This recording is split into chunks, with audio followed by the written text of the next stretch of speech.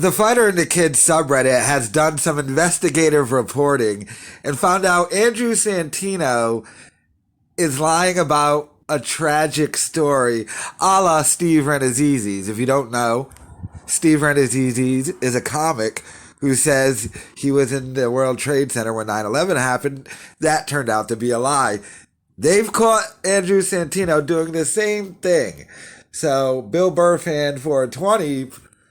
And there's going to be video evidence. I'm going to play a video for you, but first we'll go through this. Santino says he was in Detroit for 24 hours filming a web series interview with NFL player Golden Tate.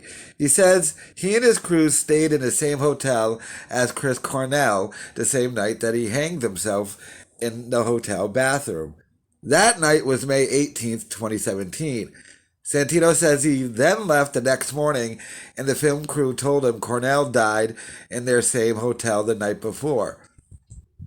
Well, it turns out he did do that interview with Golden Tate in Detroit, but it was months before Cornell died. The interview aired December of 2016, over 4 months before Cornell died.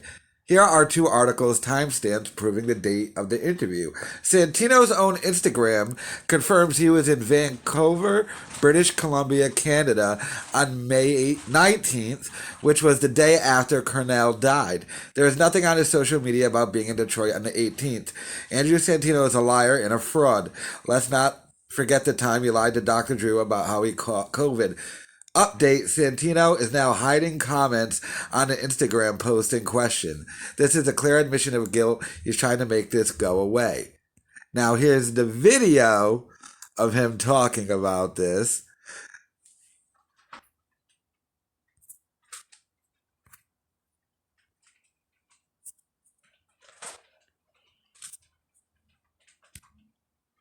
And because we talked about how Chris Cornell committed suicide, I was in that hotel.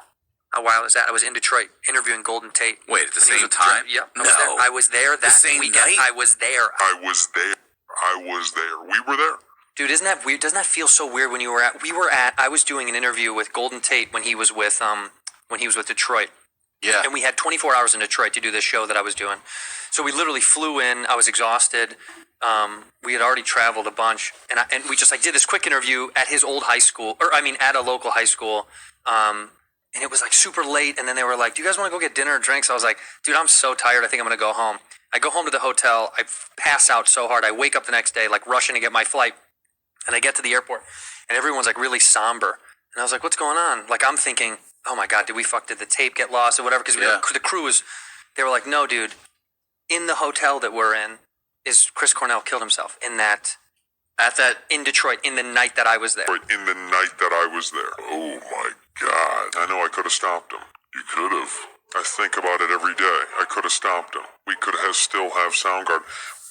And because we talked about how Chris Cornell. Okay, Andrew Santino is insane. So, like Steve Renazizi's, I don't know why he's going with this story, though. Although, who knows why Steve Renazizi's went with the 9/11 thing. Such an odd thing to, lie about. Who cares? But, nut jobs are going to be nut jobs. And like that dude said, he's now getting rid of comments on Instagram talking about this. So, he's probably trying to make this go away. But there's all the evidence. Let me know your thoughts in the comments.